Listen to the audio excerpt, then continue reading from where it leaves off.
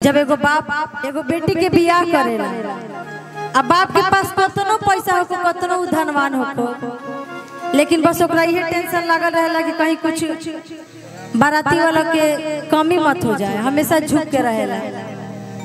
आ जब एगो बाप के पास उतना दहेज नहीं के रहता, अपना जेकरा से अपन बेटी के बियाह करता, ओकर पिताजी से कैसे आग्रह करके कहता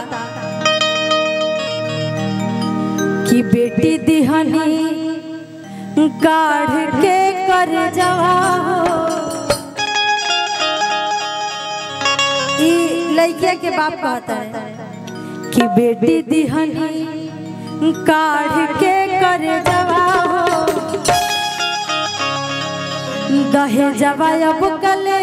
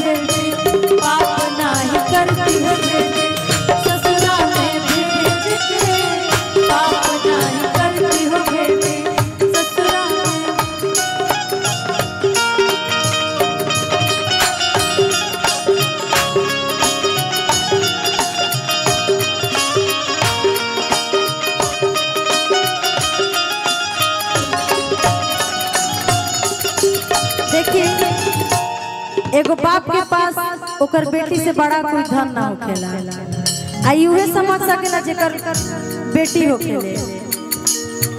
पोसला चिड़ियावा के उड़वनी चिड़ै,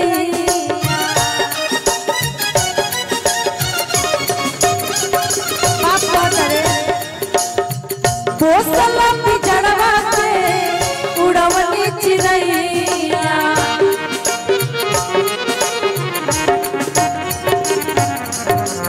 अब जाने मांगी कुछो बरदान पैया।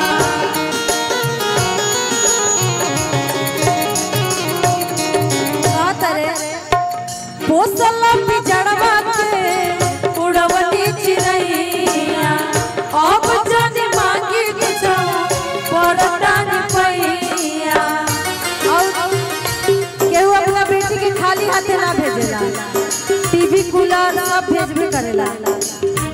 पंखा कूलर है, पंखा कूलर टीवी को दरे जवा हो, दरे जवा करे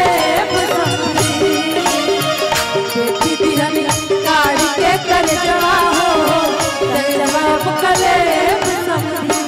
देखी ये कारण रहेला कि लोग जब जानेला कि हमरा बेटी होके के बियाह तो गर्भे में मार दिया जाला, काहे कि दहेज दे के बियाह करे के पड़ी। तो सही एगो बेटी के जब गर्भे में मार दिया जाता तो लड़किया मरला के बाद अपना बाप से कहतिया निर्दय पापा जी गर्भे में मार दिया, निर्दय पापा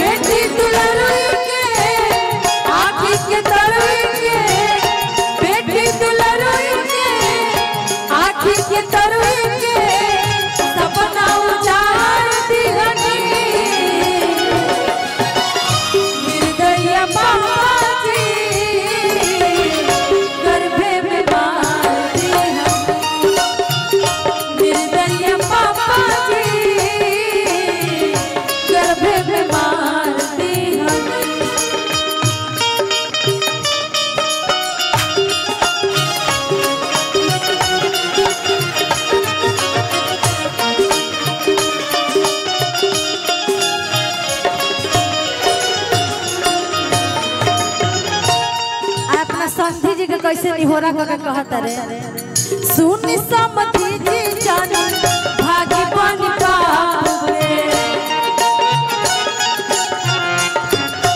लेकिन भैया ये गीत हमने के इंडस्ट्री के बहुत ही अच्छा राइटर है हमने के भैया जख्मी जितेंद्र भैया वहाँ के लिखले बने जख्मी जितेंद्र जानी भागी बन बाप के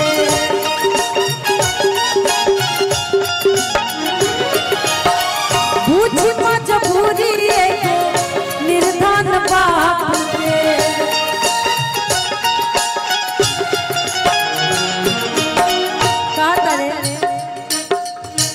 जख्मी जितेंद्र जानी भागी बन बाप के बुझ मजबूरी निर्धन बाप के। और लास्ट में रोत रोत कहता है रोवा परी करी पर है जवा हो रोवा परी करी